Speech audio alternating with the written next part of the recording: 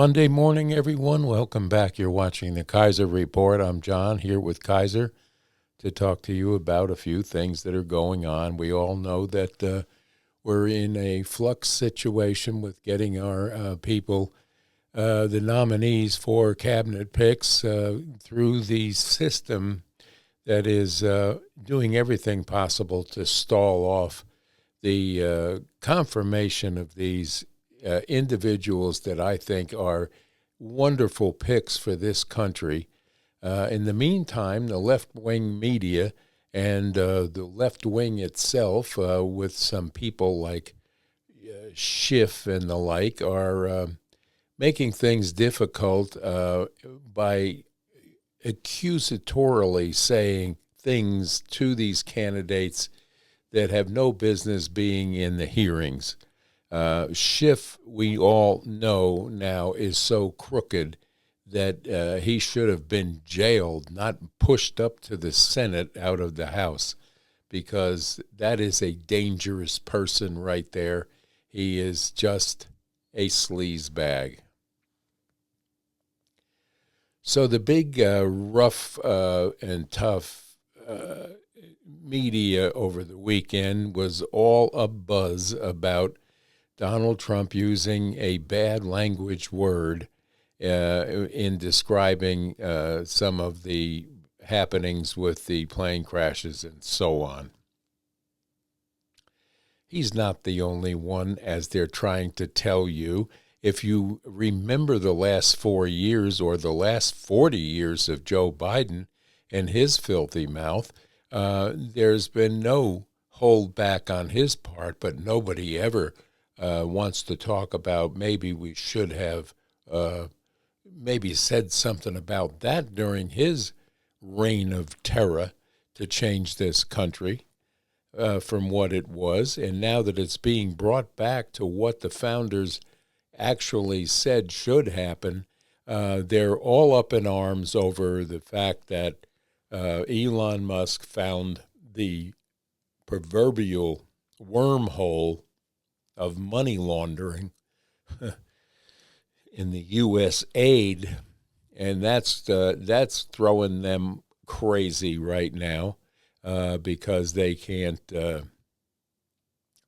put a stop to what's going on with Doge, and that's upsetting a lot of people that have a lot to hide, and Schiff himself has a lot to hide, and Pelosi has a lot to hide.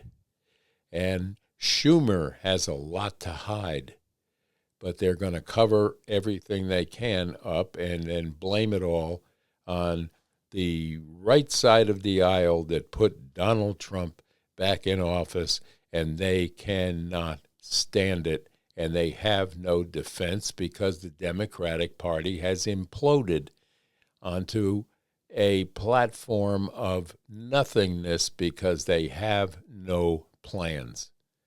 They made major mistakes in this last election. We know that, we see that, and we've heard that. It's nothing new. But please do not believe some of the stuff that they're being proponing on MSNBC, The View, CNBC, and all of the major lousy networks that you can't even watch anymore because of the lies that they put out. And now they're all on about the DEI changes that were taking place, especially when he talked about the FAA rules and regulations and changes with DEI. Well, they're trying to make DEI a problem of race. It's white against black. This is what they are trying to drive this country to believe one more time. And we know that that was not true. And DEI has nothing to do with saying that, well, you hired a person of color rather than a white person. That's not what's going on. If you read the laws as it has been read on some studios here, it says clearly that it's a meritorious promotion. In other words, you have to know how to do the job you're being put into, whether you're black, white, purple, or green. You need to have the skills associated with the job that you're going into, not being hired because you're one of those colors or a friend of a friend or so on and so on. It is not a white against black deal. The DEI were putting people in, and you'll see in this clip here real soon that, people running around, men running around with bald heads dressed in dresses and stealing things from a turnstile at an airport is not your best DEI hire. And so on and so on. Take a look at this.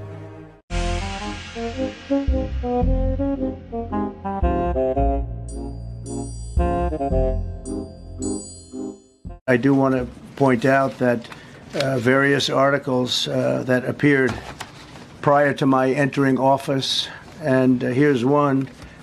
The FAA's diversity push includes focus on hiring people with severe intellectual and psychiatric disabilities. That is amazing. And then it says FAA says people with severe disabilities are most underrepresented segment of the workforce, and they want them in, and they want them, they can be air traffic controllers. I don't think so. I'm trying to figure out how you can come to the conclusion right now that diversity had something to do with this crash. Because I have common sense, okay? Okay, I guess. Aside from the fact that everything he just said is extremely offensive, it's irresponsible and it is a danger to public safety. How? When you are flying on an airplane with your loved ones, which every one of us in this room has, do you pray that your plane lands safely and gets you to your destination, or do you pray that the pilot has a certain skin color? I think we all know the answer to that question. I don't even know what the question means, let alone know the answer to that question. Creating some kind of dichotomy that we shouldn't value diversity over safety, which means I don't know what you think she's saying. I don't know what she's saying. And here we go. Let's be clear, and I just have to say this, right? Every time the country tires of the quest for racial justice, it falls into this illusion, this fantasy of trying to get rid of us, of trying to move us to the margins, to banish difference. That's the only way a notion of American identity can cohere, is that whiteness must be its anchor.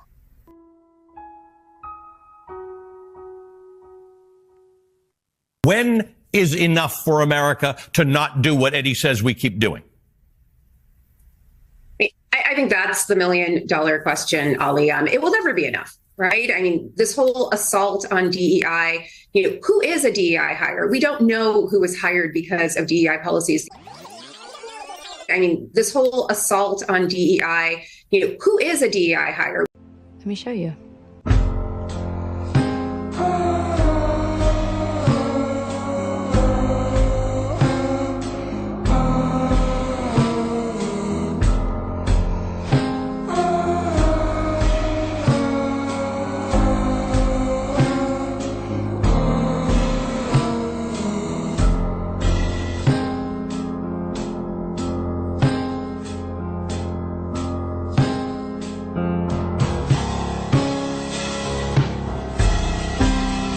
Not a joke. This whole assault on DEI, who is a DEI hire? You are. It's hard to believe on how mixed up the press can get in alongside of the Democrats that can't figure out where they messed up. Well, they messed up big time with even the thought of putting Joe Biden in the presidential seat. And now we know for 4 years of his stint there, he's done next to nothing, not one thing that he can hang his hat on. He's had Blinken making decisions for the entire company. He's not an elected official, but yet he's been making plans and implementing plans beyond the president's knowledge, in my estimation. When you look back at the debate between the debate that caused him to drop out, you will surely see, if you watch it over and over again, that when Trump started to bring out the numbers that came through the border and the numbers of missing children, he looked absolutely gobsmacked, and he didn't understand or didn't know these numbers, and they put him out there to dry, and it wasn't good. And we saw at that particular juncture that he had cognitive decline to a point where he should have been put out under Article 25, but no one had the backbone to do that. And we were stuck waiting till the 20th of this month. And in the meantime, his jaunty assistants there that were making all the decisions for Joe went ahead and put every stumbling block in the way to block the success of the incoming administration, which is not a real good thing to do. But they cannot handle these kind of things on the Democratic side, and they want to use the word DEI to make you believe it means something totally different than what it was designed and put into their game plan for. And now we're not that stupid. They think we are stupid, but we now know exactly what they're up to and exactly where they're going with this. And then all of the rhetoric, here, take a look.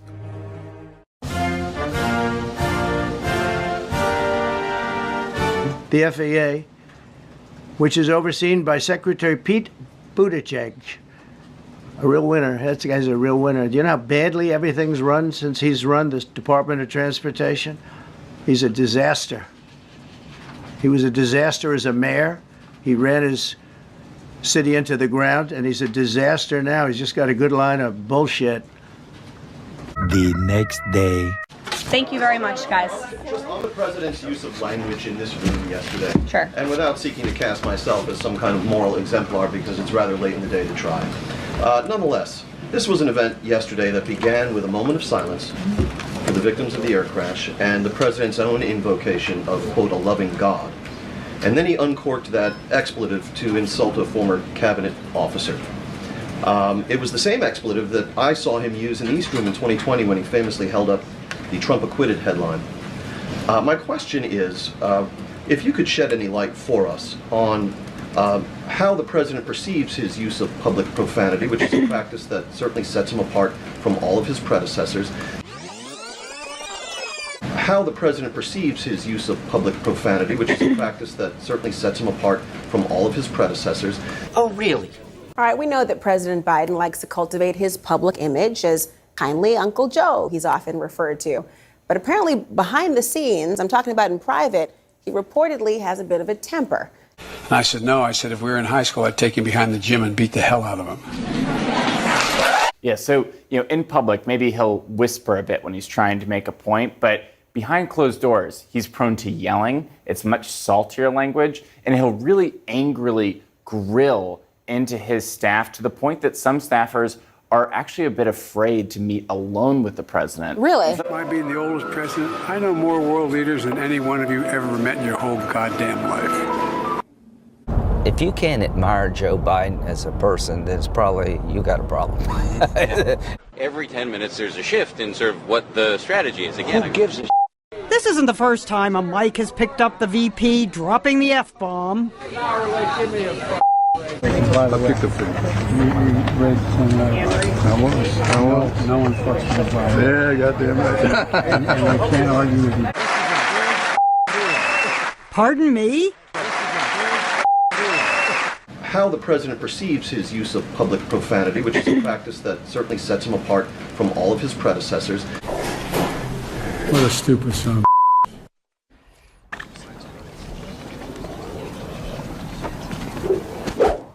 Fucking shit! Fuck me in the fucking ass!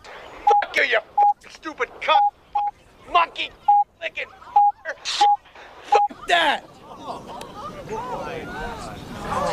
Sorry. Psycho. He's the nicest person I think I've ever met in politics. Is that right? He is as good a man as God ever created. Bullshit. Well, it's something else.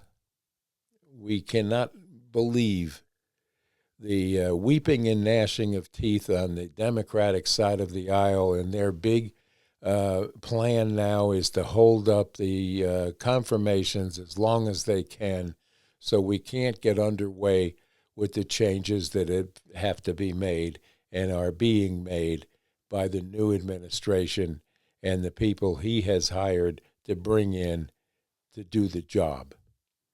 The flap over Elon Musk finding out that there's a black hole of money laundering going on at the U.S. aid, that's been uncovered now, and how deep that hole is going to go, we have to wait and see. But they're on it, and they're going to cut the budgets where they can. And this whole thing and this whole media flap over the fact that we're going to have tariffs to cut out the amount of fentanyl that is pouring into our country through the Canadian border and the Mexican border is causing millions of deaths in this country, and something has to be done. And yes, I am a proponent of tariffs. I believe that that is the way to go. We have a very smart cabinet of people coming in and a very, very smart president at the helm to steer this ship into the wind and get us out of the doldrums that we have been laying in here for 4 years or more, when you have it all started with Obama, folks. And their big headlines all over social media this weekend is that Obama and Michelle are getting divorced and who cheated on who and so on and so on. So that'll be look over here because you don't want to see what's over here anymore. And that's the way the media works. The media is going to suffer their own decline as a result of their continuation of putting people out there like The View and like Morning Joe and Rachel Maddow. These are the people that are part of the illness. They are the virus that is causing the hate and discontent and the division of this country as best as they can. And they are liars, and they are spreading false agendas and false news. So we have this platform that we're on here, which is YouTube, and you have Rumble, and you have Truth Social, and there are several others that you can go into and find people like the Kaiser Report or Redacted or people of that nature that will tell you a breakdown of what is actually happening and what you should actually be knowing about what's going on in your country. And it's not a simple job to do anymore because of the muddling of Congress people and senators that are looking to do everything to protect their own skins. They are probably very worried about people uncovering some of the nonsense that's been going on by our elected officials and by lobbyists and millions of dollars transferring hands to get something pushed down our throats. We, the people, are their bosses, not the lobbyists. So we need to make our voices known and known often. We can call, we can write, and I urge you all to do the same things. And if you watched this clip earlier, you'll vastly realize that Lindsey Graham is not a person that is going to be good for this administration or for this country. And we need to make a change there when that election comes up again.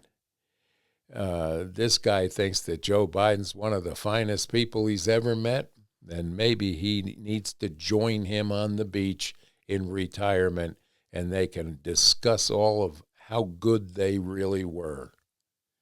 Because I don't find either one of them a help to this nation and a help to the administration that is trying so hard right now to balance our budgets, get rid of the nonsense, lower taxes, and get that big new bill pushed through and passed. And there is your Monday morning news. So we're wishing you all a very happy week. We'll keep you posted as the hearings continue. I believe that RFK was massively done dirty by some of these senators that were asking questions that they full well. Actually, they didn't ask questions. They put it out in the guise of a question and then pretended to talk through the whole thing, not letting him answer the direct question. They were filibustering for time. And this is what they do. And they need to stop doing it and get the job that we sent them there to do done so we can have a full-on working government for the people of this nation that voted to have this happen. And it better happen, and people need to watch who votes no, and these closed-door votings is not a good thing.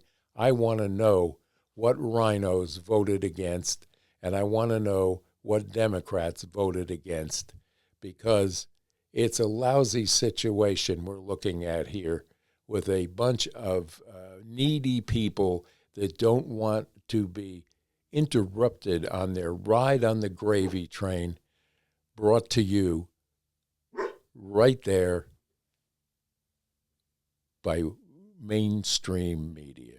So with that, we're going to wish you a very happy Monday, and Kaiser says the same thing, and we'll be right back with you tomorrow morning when Kaiser and I will bring you more news of the day, the week, and the month.